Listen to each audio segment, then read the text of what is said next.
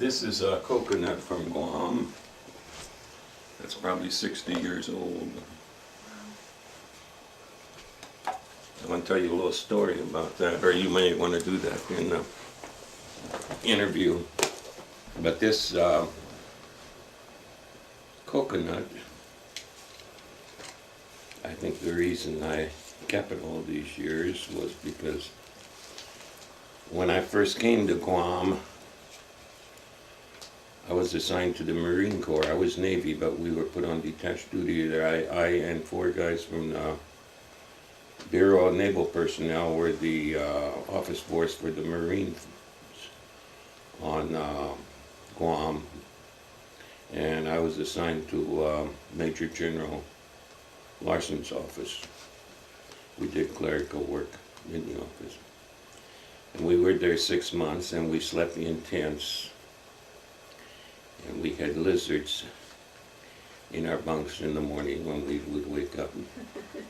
We would have mosquitoes netting all around us. And after 6 months, I got sent back to the Navy because Admiral Nimitz came to the island and had his headquarters on Guam. Guam was the second most important Navy base in the Pacific during the war. You know which one was first? A lot of people go there to visit nowadays on vacation. An island. Pearl Harbor? Hawaii, no. Pearl Harbor. Anyway, we got moved into Quonset huts, and Quonset huts are these steel corrugated huts. And we woke up at 2 o'clock in the morning or sometime approximately there, and we thought we were having a bomb raid. It was coconuts falling down, rolling down this corrugated roof. So the next morning we found some young kids on Guam and paid them, I don't remember what, 25 cents a piece or 50 cents a piece. And they climbed up these coconut trees and they decapitated all the coconuts up there so we wouldn't have any more bomb raids in the evening to disturb our nice sleep. And of course, before we went to sleep, we would have to listen to Tokyo Rose each night. Tokyo Rose would tell us how bad things were for us and that we wouldn't be living very long and what have you. We had to listen to that every night, and surprisingly, her information was very accurate. She would tell us the ships that we had in the harbor or in Guam. And some of this was done by a Japanese admiral who was out there. But what I want to tell you yet about this coconut, these native children would run up these coconut trees, and this would be a green husk. This wouldn't be porous like it is now. I couldn't open them with a hatchet. They would open these up, tear the husk off with their teeth. World War II was quite different than the wars that we've had afterwards. I went in the Navy when I was a senior in high school. I was 17. And I had 5 weeks of training, boot camp. That was it. Didn't get a leave, got shipped overseas. Got my first leave about 20 months later. It wasn't as glamorous as what I thought it was going to be. We didn't even wear these nice uniforms, you know, that thought all the girls would look at us, that we had these nice Navy uniforms. We went from San Diego to Guam on a landing craft vehicle, which was about the size of the old Murdock Cracker Box school building, where the back end opens up and you put jeeps in there and what have you. And that was like a cork in the water. Then the first day out, we had an unidentified submarine already on our trail, just out of San Diego. So we took a zigzag course, and that made it all the worse. I was on there 5.5 days, and I was sick 8 days. I wasn't alone. I had company. Everybody was sick. Then I went to Hawaii, and from Hawaii, they flew the 5 of us for the office out for Major General Larson in a Navy plane. We had Admiral Lockwood aboard, and he was not a pilot as such in the Navy.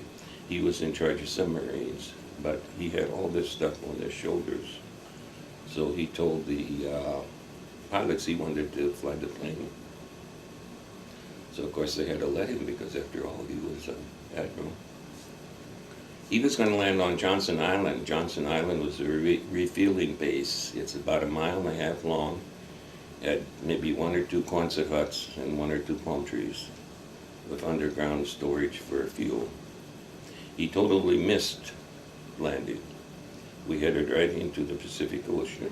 This is my first airplane flight. The pilots, and we could see this because it was an open cockpit, literally picked him up and put him on the floor and got in there and brought the plane back up and recircled and made a very good landing on Johnson Island. He didn't ask afterwards to fly anymore. So then we got to Saipan because we were going to Guam, but the airfield hadn't been built yet, because when I came on Guam, they had just hardly secured the island. The Marines had just taken it over. But we caught more Japanese, got more Japanese prisoners after I was there, after what was declared the war over, than what they captured or killed when they took the islands over. And see, we're talking now about 1944, 1946. It's only been about 15 years ago, 20 years ago, that the last Japanese surrendered. He was out there on that island for probably 30, 35 years. Evidently didn't realize the war was over. The Japanese government was very nice to him, though. They gave him all his back pay, which he really didn't have to work for. But then you imagine being out there by yourself. You got a toothache, you get sick, no help. Just like this general was on the island from the Japanese that was giving this message to Tokyo Rose. He would move around and we couldn't catch him. They had radio detectors, but they couldn't catch him. We had a person by the name of Tweed who was a radioman 3rd class. And he was on the island when the Japanese took the island over in 1941. He is the only American that the Japanese did not capture on that island. He survived it, but at the cost of many, many natives, because the natives would dress him up like a woman so that the Japanese couldn't find him. If the Japanese thought that somebody in that household knew where he was at, they would just take one person out of that household and shoot him, just like that. The other thing I would say, we were not prepared in 5 weeks of training to go out and be in a war area. We may have sat behind a typewriter, but we still had guard duty. I was given a carbine on guard duty. Had no idea if a Japanese came along who looked like you should shoot him, where to aim, because all we ever aimed at, we had 2 hours of target practice in training, and you shot a bullseye. Well, that's quite a little bit different than shooting at a moving target. Luckily, I never ran across anybody. But that's why what I'm saying is in World War II, we had absolutely nothing for military to start with. It was built from nothing. But a tremendous job in a hurry. And this is really when women first started to work. Other than women were teachers or nurses, they really weren't in the professions like what they are nowadays. But most of the men were in the service. The women would take over jobs in the United States. So, like, what was your boot training like physically? Boot camp consisted of an obstacle course. I think we did one 14-mile march. A lot of propaganda films, which I enjoyed because you could sleep through them and catch up on your sleep. That isn't what they wanted you to do, but that's what you did. There was some swimming taught, but very little, really, because they just didn't have the facilities. The place where we learned to swim was not on the Navy base. It is still in San Diego. If you are ever in San Diego, it's at Mission Beach. It's a public swimming pool, good sized one. You had to do several things. First of all, if you didn't know how to swim, which I didn't when I came there, they would just literally throw you in the water. And then they had big bamboo poles, and they'd fish you back out. And that's how you started, so you wouldn't be scared of the water. We also had to take off our trousers underwater or above the water, tie knots in the two legs, twist them around so they got air in them, and you could use that as a temporary life jacket. The same thing was true with the Navy blouses for enlisted personnel. You would tie the bottom shut, the sleeves. You could twist them around to get air in them and use them for a life jacket. They wanted you to be able to swim far enough away from a ship in case the oil started flowing off of the ship, and the oil would catch fire on the water so that you could get past that. They didn't expect you to swim the Pacific Ocean. So, when you first enlisted, where did you go to enlist? San Diego, Where were you living when you enlisted? right here.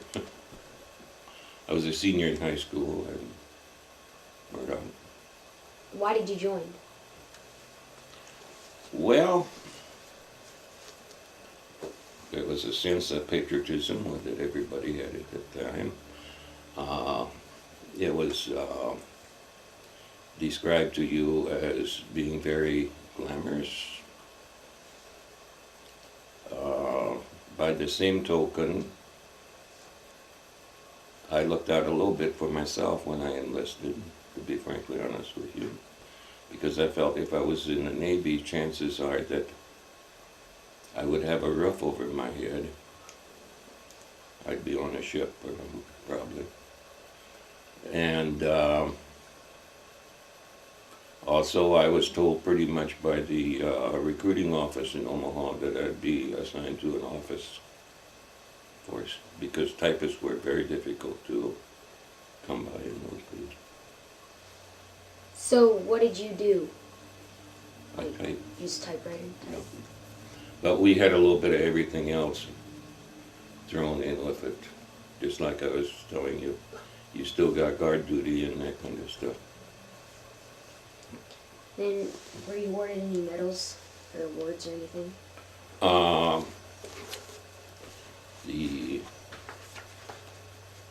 I just completed a family history book. And I have a page in there. I'll show you like the discharge. That's a Navy discharge. You ever visit the museum in Murdock? Yeah. They have, in the military section, they have a display of my uniform and American Victory Medal. And actually what I was entitled to was the Asiatic Pacific Medal, the Victory Medal in the American Area Medal. What was it like on your ship? I was on a ship. I had an office that was probably from the end of the piano to that wall to about the end where Aaron sits. And I had a desk and a chair, and if you pulled out the filing drawer, it would almost hit the other wall. Very confined. You slept in tiers of, well, you wouldn't call them hammocks. That's what they used to call them in the 1600s. But they were just stretched canvas, and there were probably about 4 or so, and then just a whole bunch of, you're very close together. I was on the Brookings. I was assigned to the Brookings after the war, after I had gotten my first leave, and I had enough points to be discharged because I went under the plan for the duration of the war and 6 months. I did not sign up for 4 years or something like that because I was planning to go to college as soon as I could get out of the service. But then when I got back to San Francisco, they assigned me to a ship, and I was the only yeoman on the ship for the secretary for the captain of the ship. And we went through the Panama Canal, which you'd pay a nice price for now. Beautiful trip, never got sick. The water was like glass. It was a good sized ship. We went into Norfolk, Virginia. I was on the ship probably a month at Norfolk. Had an assignment I really didn't care for. A Navy guy had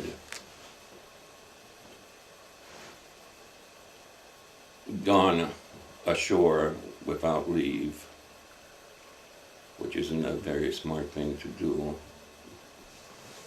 But he got killed on a motorcycle. So the Navy had an investigation, and actually it was a court-martial proceedings against this guy because he had gone off even though he was dead. They still proceeded with a court-martial proceedings so that his folks wouldn't get his life insurance, which I thought was a little bit nasty because he had paid for this life insurance all these years.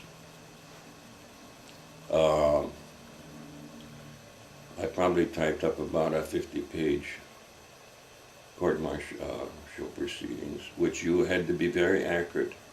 You couldn't erase on it. If you did erase on it, you had to draw a circle around it and initial it. That's how particular they were for very accurate records. His folks did not get the benefits. But the thing that came to me as a total shock was I didn't know we were in a Navy mortuary, and they got what looks like these big filing cabinets, and they pull out this drawer, and here is the guy who had gotten killed on the motorcycle. A little bit on the gruesome side. So these are the kind of things you run into when you're at the service, and I think it's more difficult at a young age. You're scared, and I'm not kidding you. I mean, I used to get scared once in a while, and as a kid too, if I did something I wasn't supposed to do. But that wasn't a scare like being scared 24 hours a day, and it started towards the end of boot camp. Because started at the end of boot camp, rumors were starting to float where you might get sent or what would happen, basically. Was it hard to eat or to sleep? Yeah, when you hear rumors and things like that, you start to think a little bit more serious than when you were in high school thinking of going into the service. The Navy was a good branch of the service to join at the time I was there. It had certain advantages. You move faster in promotions. I was in the Navy 26 months. I went in as an apprentice seaman, and I was a seaman second class when we got out of boot camp, then a seaman first class, a yeoman third class, and yeoman second class. In the Army, you wouldn't have done that in that shorter period of time. Of course, that all means more pay also. Because in the Army, if you were in a forward area, war area, you weren't promoted unless somebody was killed. And if somebody was killed, then you were promoted. Somebody was promoted to fill that spot. That wasn't true in the Navy. The Navy would promote you as they felt you had the ability to progress and do the job that they wanted you to do. So did you ever have any leave then? I had leave, yes. After the war was over, and I had been in the service probably 18 months. Then I had a month's leave. And then my brother would take me to Omaha in the morning for orders, and then there wouldn't be any. And that went on for another 3 weeks.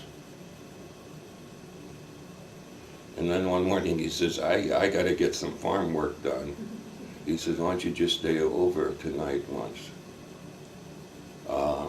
Because we got free room on board, of course, you know, if we were no more. Well, that day I got shipped out.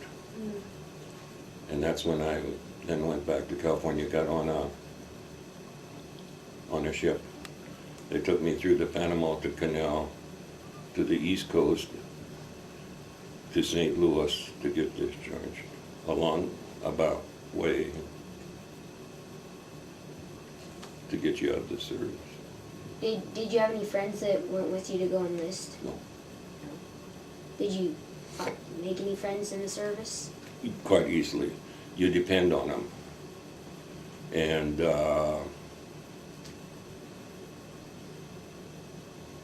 in civilian life, I pick my friends. In civilian life, if there's somebody who does things that I don't approve of, I usually don't become a close friend. In the service, you became friends with everybody because you didn't know who might save your life sometime. So I mean, it was a little different story. Did you guys do any pranks or anything like that, or did you always have to be on? I wouldn't advise it in the Navy. You have no idea how strict the Navy was. Totally unreasonable in some respects. We had one Navy guy who was a third-class radioman. He wrote home a letter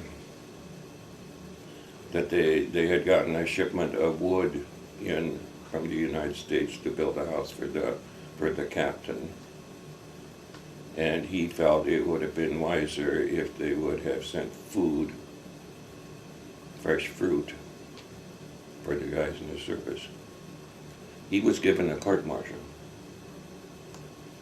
He was broken way down in in his ratings, in his rate.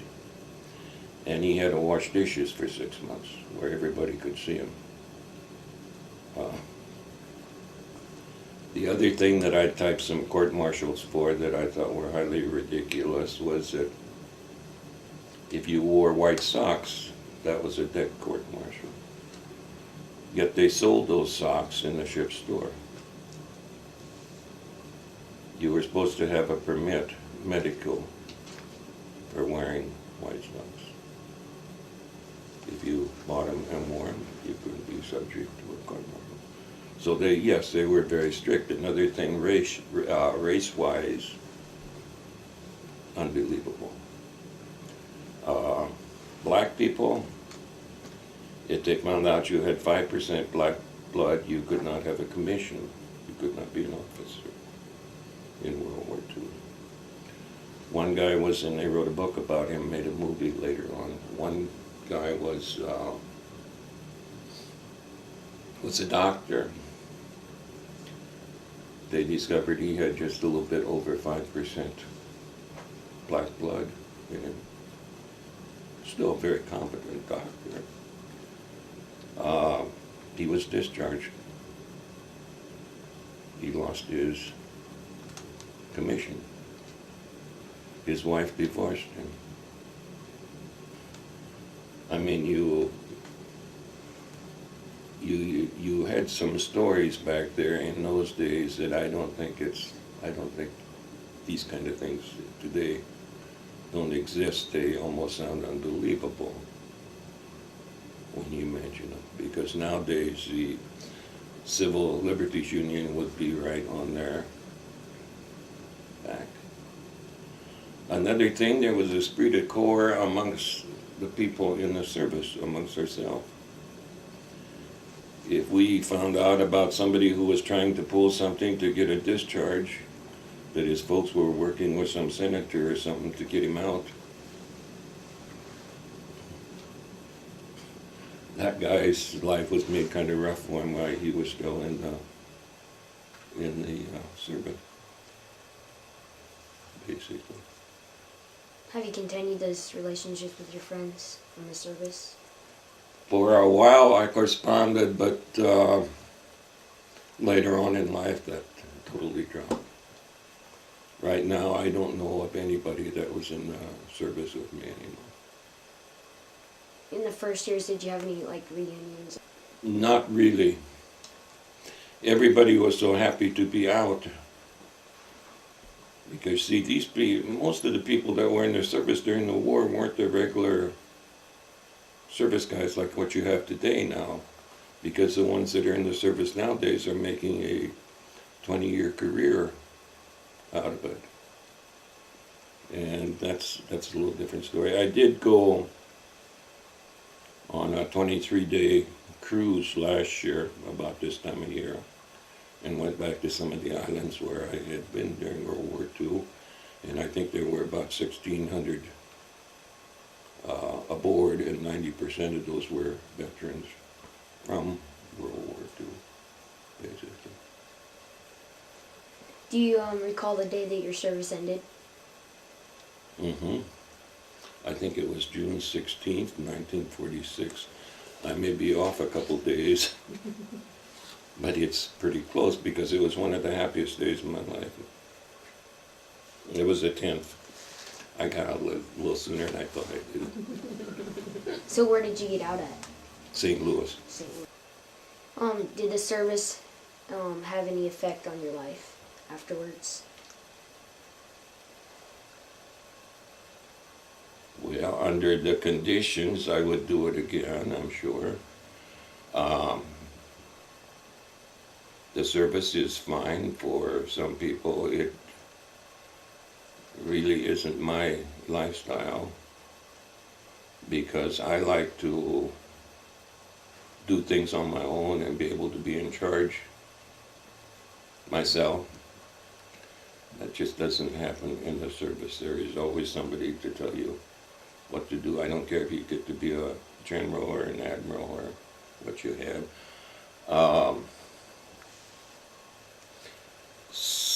some people it teaches discipline too. They never had it at home. In my case, that wasn't true. Oh,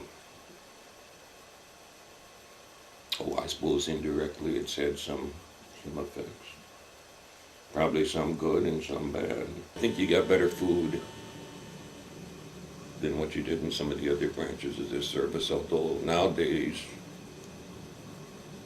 in peacetime, unless you're in the war situation right now, I think it's probably about the same. But, and once I got used to being on a ship, I thoroughly enjoy being on the ocean. What was it? But it took something first. Since then, I've been on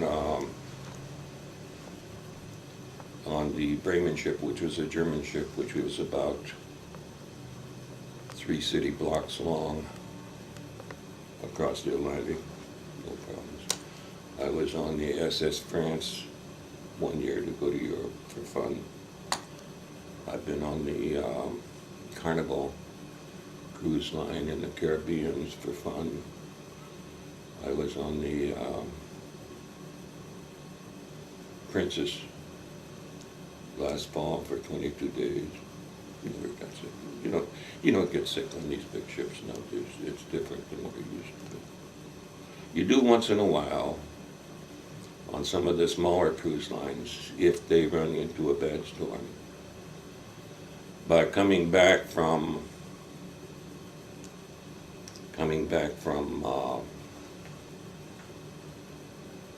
Guam in the war, we ran into a storm for 2 days where they could not serve you food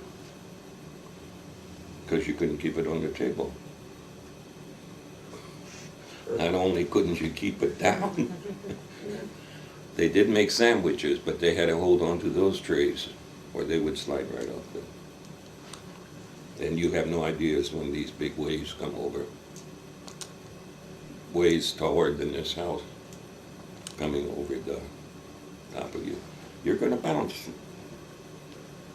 How did going back on this last cruise and going to some of those islands affect you? Did it affect you at all, or it was probably so different but the same in some respects? It brought back some things I had totally forgotten about.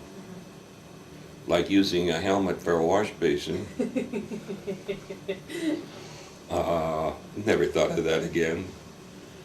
And the reason I thought of it was because I saw an old helmet laying in a jungle area yet. That probably has never been removed. The island in Guam where I was on is 35 miles long and 10 miles wide. Like from here to Lincoln. 10 months old. Basically, it really hasn't changed, with the exception of the cities, because the cities were destroyed. But 80% of it is still country, farmland, and you still got the water buffaloes out there. They've gotten a few snakes since, but really not a whole lot of difference. The people on Guam are very, very appreciative of the Americans. They are American citizens. They are subject to the draft, but they cannot vote for our president. They can, they do send a representative to Washington, but he can't vote. And I don't quite see this as just being quite right. However, they get free water supplied to them by the United States. Things of that nature. Mm-hmm. Were you going to tell us about the story on the identified ship? Unidentified submarine followed us just shortly out of San Diego. We got off on Hawaii. The ship went on farther east or west. It was sunk 2 days later. We don't know if it was this unidentified submarine, or if it was, nobody will ever know probably. Well, somebody knows, the Japanese know, maybe. What's not good?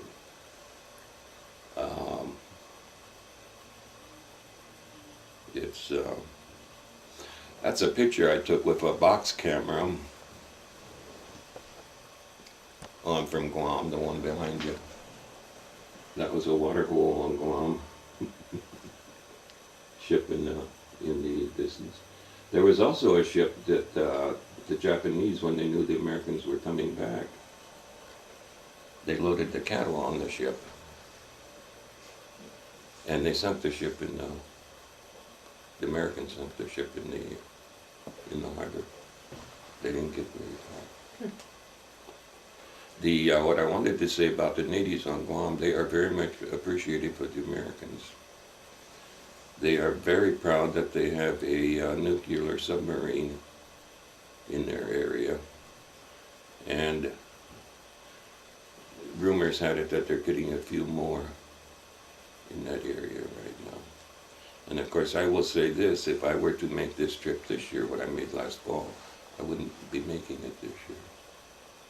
For two reasons. I'd be a little apprehensive about going that close to Korea and in that area.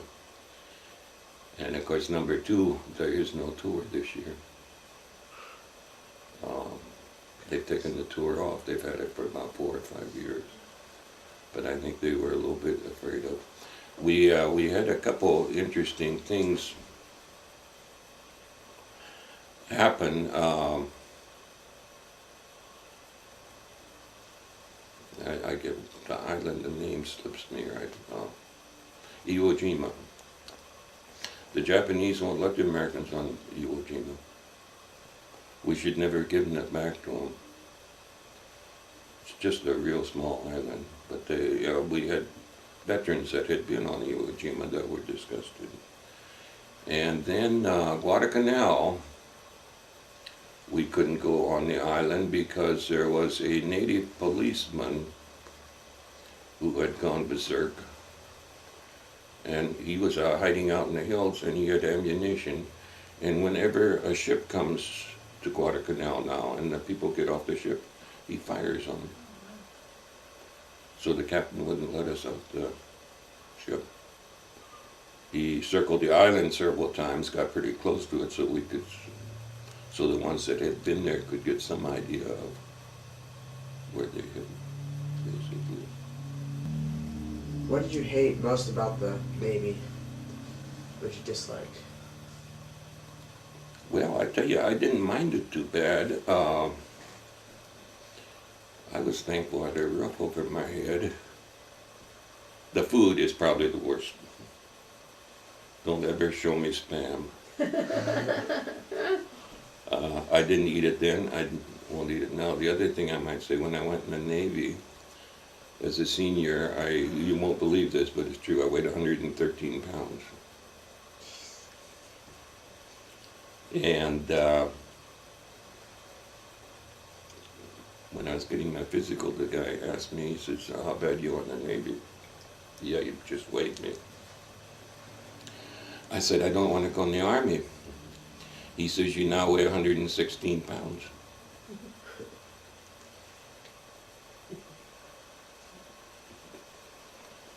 And I think when I got out of the Navy in 2 years, I probably weighed about 125, someplace in there. Stayed there pretty much till I was about 35 or 40. Then of course it became a different story.